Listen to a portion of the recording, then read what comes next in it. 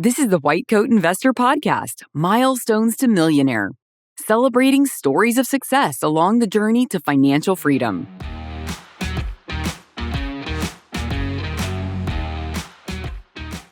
This is Milestones to Millionaire Podcast number 238. Hand surgeon becomes multimillionaire.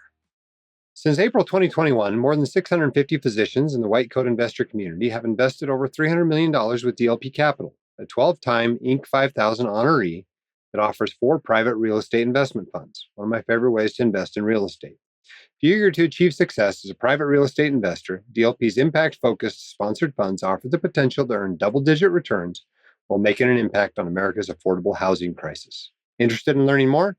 Head to whitecoatinvestor.com/DLP today. Welcome to the Milestones to Millionaire podcast. This is where we feature your stories and highlight what you've accomplished, the milestones you've reached, and use them to inspire others to do the same. You can apply to be on this podcast. Go to whitecoatinvestor.com/milestones. We'd love to tell your story, or to have you tell your story rather, and see what lessons we can learn from it. By the way, today's the day. As this podcast drops, this thing drops September 1st. You know what today is? Today is the day to buy your WCICon 26 tickets. Okay, this is technically the start of the early bird ticket sale, where you can get the best deal. That goes until September 23rd. But let me be honest with you.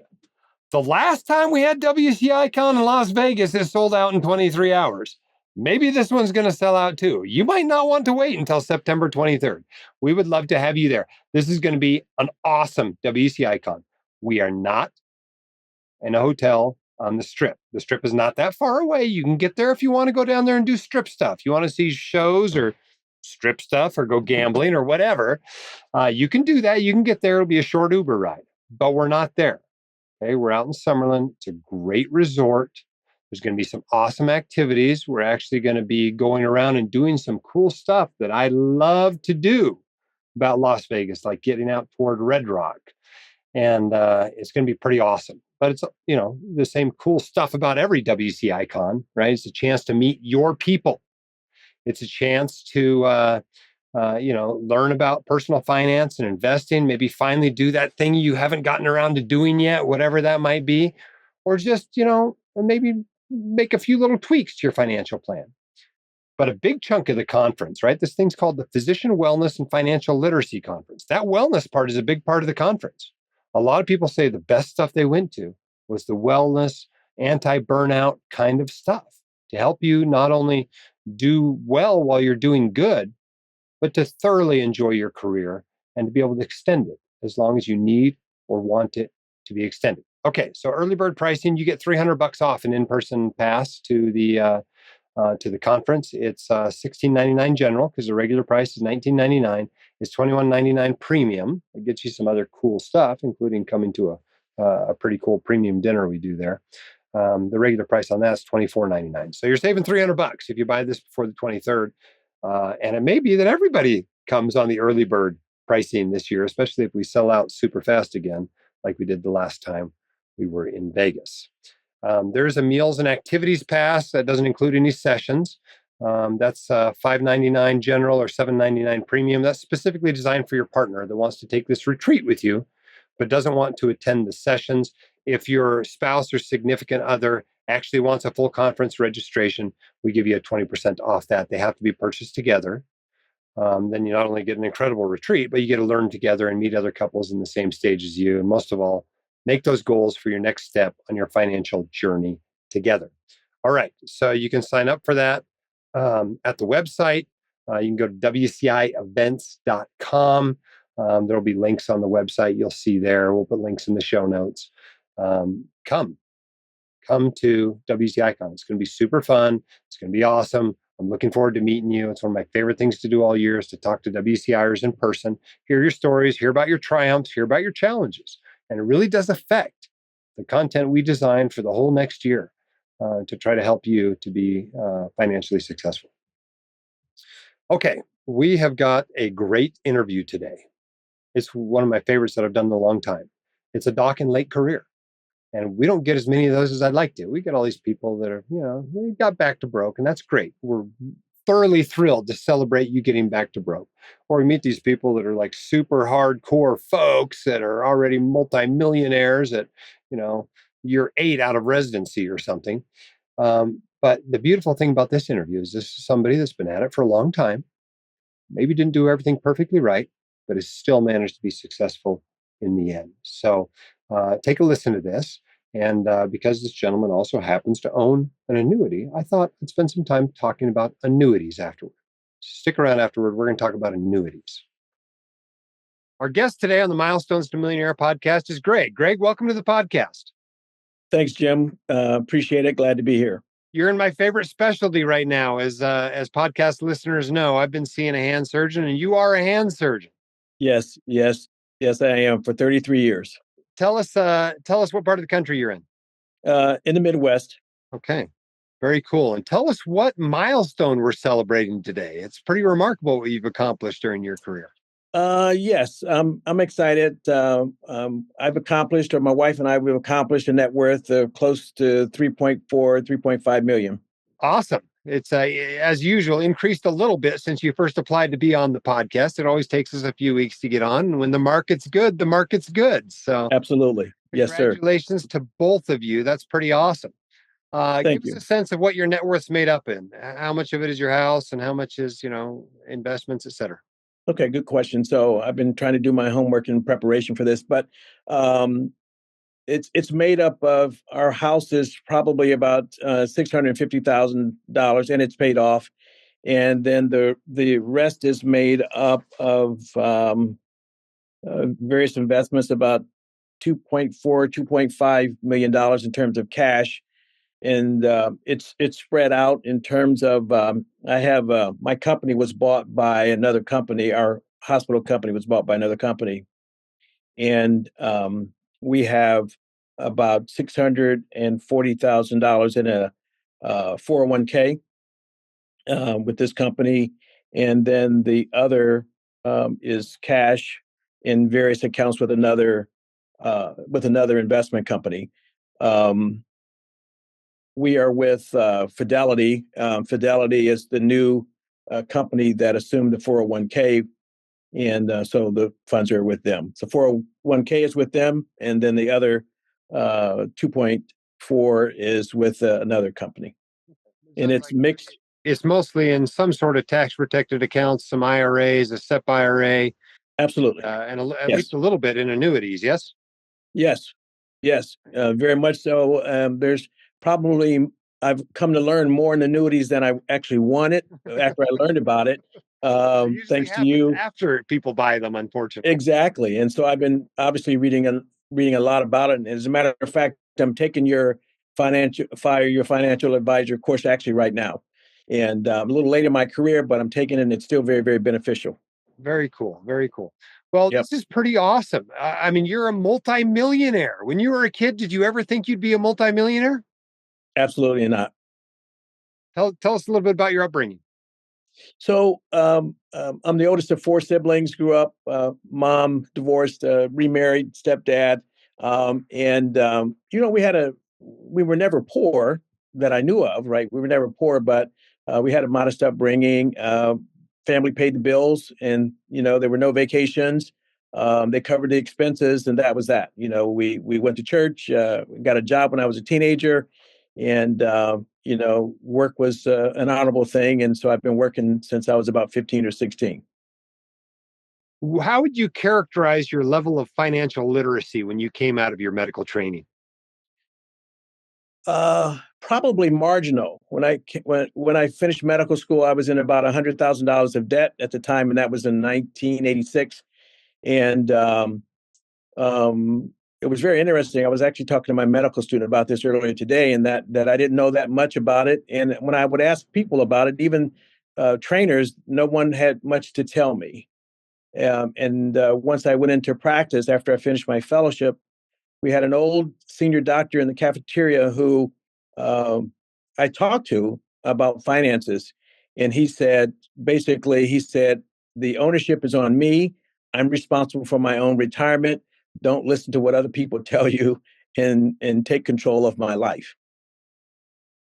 And tell us how you've implemented that advice over the last few decades. Well, I've tried to become financially literate. I even asked some of my colleagues that we would, for example, be at an orthopedic meeting, and I would say, "Hey, what do you know about investments and things like that, or who are you following in terms of investment?" And one of my colleagues actually practices in Dayton, Ohio, and he said white coat investor, and I said, "Oh, I don't know about them." And so at that point in time, I did like everybody else do. I looked up the information, subscribed, and started paying attention. I will admit, before you came along, probably I started listening to Dave Ramsey, and I had a patient in my office who was reading a book, and the Total Money Makeover, and I asked her about the book, and this was around 2019, and I said, "What do you know about the book? What do you like about the book?" And she says, "Well, he tells you about financing and investing and getting out of debt." I said, "Do you like the book?" She said, "Yes." And so we were on a trip to Hawaii, my wife and I read the majority of the book on the way to Hawaii. And my wife said, "It must be a pretty good book. You've never paid this much attention to a book, right?" And so I started following Dave or listening to Dave, and then I started following you around the same year, actually around, I think it might have been 2019 or something like that. Very cool. So did Dave talk you into paying off all your debts?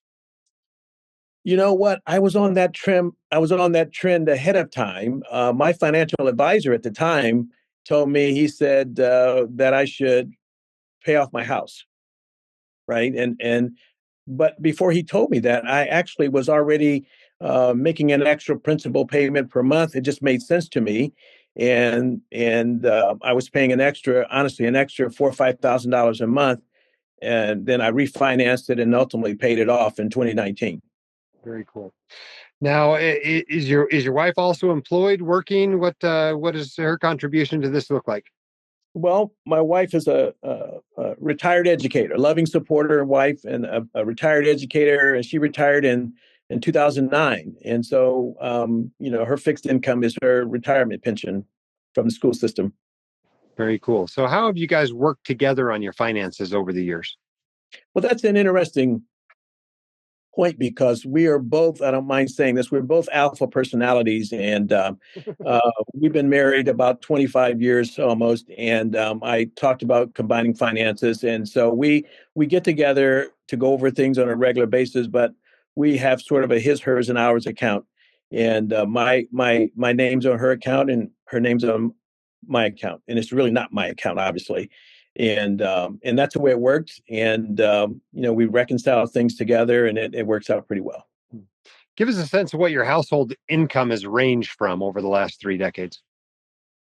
Over the last 3 decades, it probably between 500 and 600,000, including when she was working full time. Okay. So pretty good income most of that time. And do you have any idea how much of that was going toward savings or paying off debt or building wealth most of that time? Probably not enough. It probably was not enough. It's in both of our second marriages, and so we married 25 years ago, and I've been in practice 33 years. So not enough until later on. I started being really, really committed once I started paying off the debt. But I didn't have really good advice early on, and so I was doing what I thought doctors should do, things that you talk about doing, right? Buying cars, taking trips, and things like that. So, but I sort of changed my ways in terms of some of those things, and now we're debt free, and it's a wonderful feeling. Very cool. Well, congratulations to you. It's pretty awesome what you guys have accomplished. And it demonstrates a lot of important lessons. I think, you don't have to be perfect, but eventually you got to figure it out and do a few things right. And if you do that and combine that with the high income of a doctor, it usually works out pretty well. Exactly. It really does. We learn to pay ourselves first, and we certainly commit to our church. We do a fair amount of giving, as you do as well, and things have worked out well. We have 10 grandkids, the joy of our life, and we have two of those kids. One is in college, and we help them with their 529s, and so we're there to kind of help them out. And interesting thing, I was telling my student earlier today, we have a 19-year-old grandson who's in college at one of the colleges in our region. And started the 529 for him, and we've given him some financial literacy books already, and talking to him, and he's taking it on pretty well. Very cool. All right. So let's say you've got a medical student, in your office like you do today, or there's a bunch of them out there. They want to be successful like you. They want to get to the end of their career and be a multimillionaire. What advice do you have for them? Pretty simple. One, live on less than you make, obviously, and ask questions. Be engaged. I wrote down on my paperwork here: subscribe to the White Coat Investor. I applaud what you have done for those of us that are in this space, for the students and physicians and doctors, engineers, et cetera. It's very, very valuable information. But become financially literate. Don't listen to everything that everybody tells you. Um, you know, don't buy a doctor house too soon. Right? We did not do that, but I talked to a lot of my students and my residents who finish and find out a couple of years later they've bought $900,000 house and their forever house that they're not going to be in forever, and things like that. But one of the things is that when I'm a program director, a former program director, and so when students come on my service, believe it or not, I ask them all the time. I said, "Do you know who Jim Dolly is? Have you ever heard of the White Coat Investor?" And they said, a young lady said today. She said, "Oh yeah, I follow him." I said, "Good," and so I bring it up all the time, and I've given lectures to the house staff as well, and so I'm actively involved in trying to pass the word along. Very cool. Well, thank you for what you're doing, not only for medical students in their financial education, but also in your clinical practice. Obviously, hand surgeons are near and dear to my heart this year. So Right. I appreciate what you're doing. All right.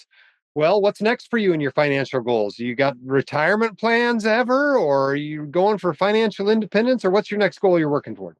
Well, I'm probably older than you think. I've been in practice 33 years, and um, we're in a good place financially. And now I don't really know how to turn it off. In a sense of my schedule has slowed down some. I had some shoulder surgery a year and a half ago, so some things are a little more technically difficult. But I'd like to work toward a net worth of about 5 million, but I don't know if I'm going to make it, because I think I'm going to probably slow down and do some teaching at the university level or something like that.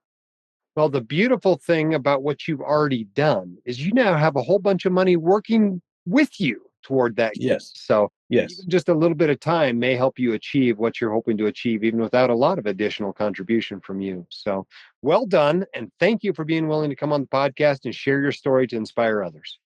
Well, thank you very much. I'm really excited and honored to be your guest. Thank you so much. Okay, I hope you enjoyed that interview as much as I did. It's really fun to do late career milestones, and especially with a great doc. And in fact, he was having a little bit trouble getting connected initially with all the tech junk you got to do to get on this podcast. And he had a medical student in the office, and she helped him out. So we're going to send her a book for helping him get on the podcast, because I thought it was a really great interview, and I'm glad we took the time to do it. All right, I promised you we were going to talk about annuities. All right. Annuities are almost a bad word in the personal finance space, right? Because the vast majority of them are products designed to be sold, not bought. And that's a problem, because there's a whole bunch of people out there hawking them. So they get commissions on them. And they hawk them in all kinds of different ways. Radio shows seem to be popular, and seminars and steak dinners seem to be popular ways to sell these things to retirees and near retirees. The truth is that not every annuity is bad, and there are purposes for some annuities in some financial plans. And so it's worth knowing what they are, at least in general. And if you're in one of those situations where it might make sense for you, it might even be worth buying one. Okay, so let's talk about annuities. They come in a lot of different flavors, but all of them are some sort of an insurance product, right? With some sort of investment characteristic.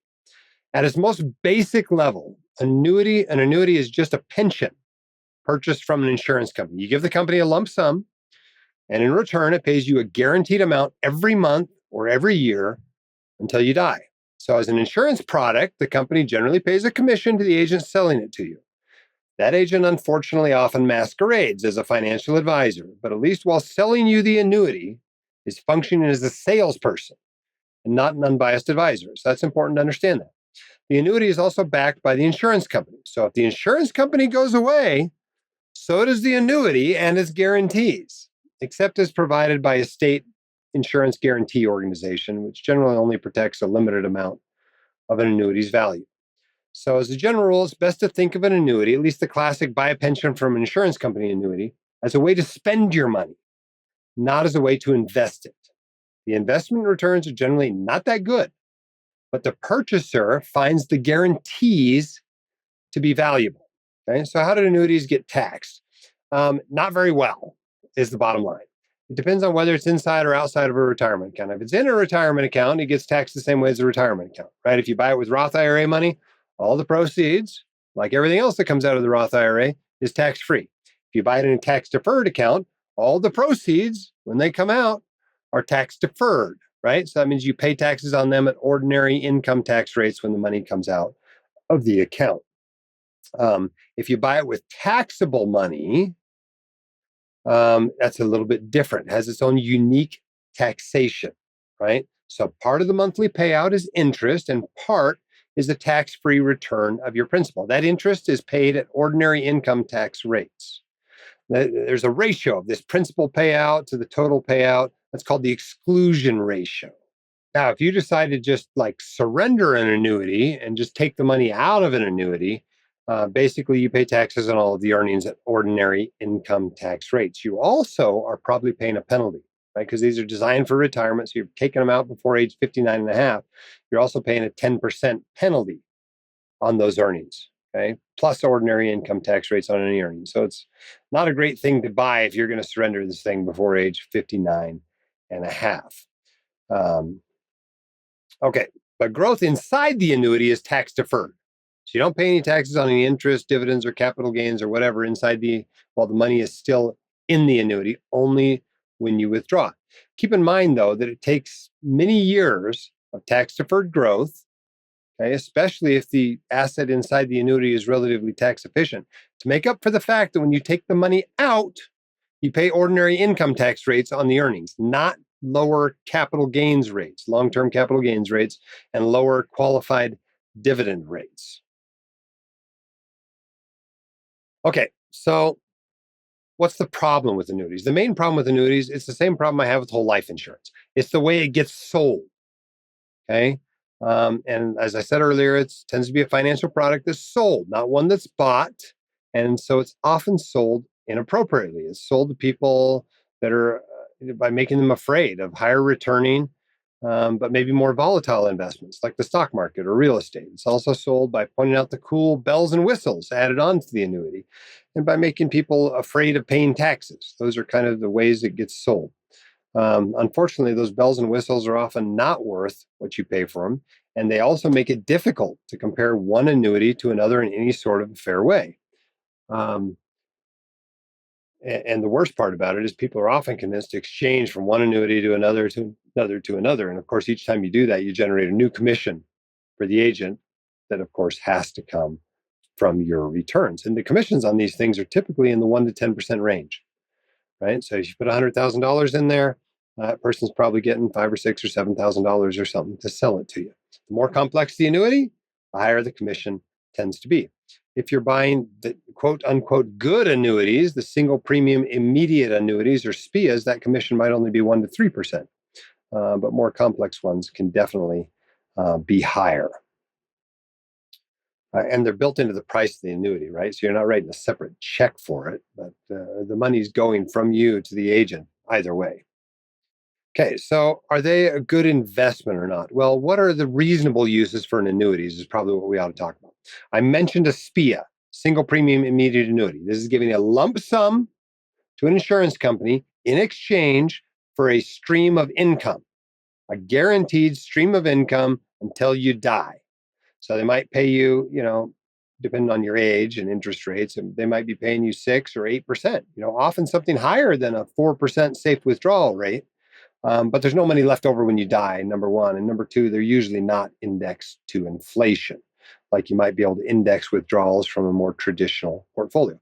But the beautiful thing about this is this puts a floor under your income, your retirement income, your spending, et cetera. You've already got a floor with Social Security, but this adds something to it. So it's not crazy to put some money into these things to raise that amount of guaranteed spending that you can do in retirement. And, even if you live till you're 93 or 103, you won't run out of money because this thing's still going to be paying. So some people do buy a SPIA with some of their retirement money, and that's a totally reasonable thing to do, especially if you're borderline on saving enough or maybe didn't quite save enough. The one big downside here, right, is you give them a lump sum of money in exchange for that payment stream. If you die 3 months later, the lump sum's still gone. So you're not leaving any of this money behind your heirs. You're using it to buy that income stream. And you also got to be a little bit careful about not buying these things too early, right? The rates change over time, so you got to look up current rates. But if you buy it at age 50, you might only get 4% a year out of it. Whereas if you could wait till 60 or 65 or 70, you can get a much higher rate, 6 or 8% plus. So most people tend to buy these in the 65 to 75-year-old range. Bear in mind, if you're in a particularly low interest rate environment, you might not be getting an awesome deal on them. Whereas if interest rates just went up a whole bunch, it might be a good time to kind of consider buying an annuity and locking in that income stream at a little bit higher rate. So who are these things ideal for? Someone who does not want to take much risk with their investments. If you got all the money in bonds anyway, well, these are going to return about as much as that over the long term. Someone who needs permission to spend the rest of their portfolio, right? By locking in this floor under your spending, this gives you a chance to say, oh, well, I can, spend more on a trip to Europe or take the kids on a cruise or upgrade this car or something, whatever. Because you've got, the mandatory spending covered with the SPIA and your Social Security. Also, somebody who needs some permission to take risk with the rest of their portfolio, right? If you feel like you can put more money into stocks or real estate or whatever because you got this SPIA covering the low risk stuff, then that might help you to stay the course with a little bit more aggressive investment portfolio. And then, of course, those who don't have quite enough money, it can be a great way to be able to spend as much as you possibly can in a guaranteed way without running out of money. That's who I think these are particularly good for. Okay.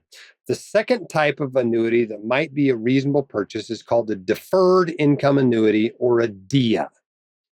And the best way to think about this is as longevity insurance, even more than a SPIA. Okay.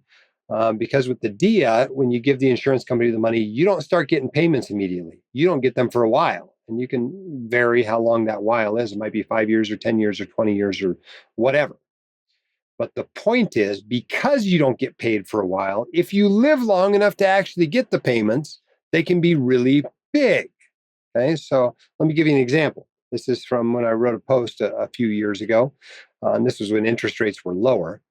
If you bought a DIA at age 60 that didn't start paying you until 90, it would actually pay you over 60% of what you put into that annuity. Right? So you put $100,000 in and it would pay you $6,100 a month.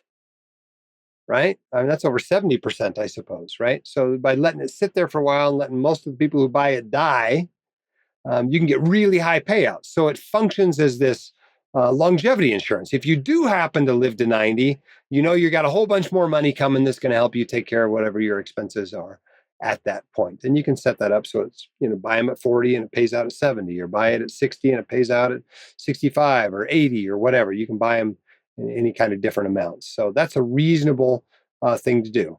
And those rates are probably even a little bit higher now than they were when I last priced them in 2021. Okay. Another a type of this is called a QLAC, Qualified Longevity Annuity Contract. All that is a DIA, a deferred income annuity inside a retirement account. Okay, it's not really a new type of annuity; it's just a DIA. Secure Act 2.0 made some changes to how much of that you can buy. It's a little bit easier to buy these with retirement accounts than it used to be if you want this sort of longevity insurance. Okay, another type, a third type of reasonable uses for an annuity is what's called a MYGA, MYGA, a multi-year guaranteed annuity. And the way to think about this is as a CD alternative. If you're buying CDs with part of your money because you really like that low risk kind of investment, you might want to consider MYGAs instead. Often the rate is a little bit higher than you can get with the CD. And the cool thing about it is if you don't want, it as it pays interest, as it makes money, as long as you're not taking it out of the annuity, you don't have to pay taxes on it, right? Whereas a CD is going to pay you every month, every quarter, whatever, and you have to pay taxes on it as it grows. That's not the case with a MYGA. And when you get to the end of the term, whatever it is, 1 year or 5 years or whatever, you can exchange it into another MYGA and not pay taxes on it. So it's a little bit different from how CDs work, right? They're getting taxed all the time as they go along. MYGAs do not. And so some people choose that is what they want to invest in for that very safe portion of their portfolio. And I think that's a reasonable thing to do. For any money that you need longer, for a period longer than a couple of years from now. But you don't want to risk any principal with. This is probably a better option in a lot of ways than CDs or buying a treasury bond directly or something like that. So something to consider. Okay, the last one is a low-cost variable annuity. Now, the variable ones definitely fall on the more complex side of annuities with the attendant, higher commissions and other fees and difficult to understand structures. But there's two reasonable uses for variable annuities. And both of them, of course, require you to find a low-cost variable annuity, which most of them aren't. Vanguard did them for a while. They've gotten out of the business. And Jefferson National was doing them for a while, but they got bought out by Nationwide. So I think most people doing this are actually looking at Fidelity these days. But people might buy them to exchange out of a whole life policy. If you got some cash value that's a lot less than your basis, maybe you exchange it to a variable annuity, and that allows it to grow back to basis tax-free.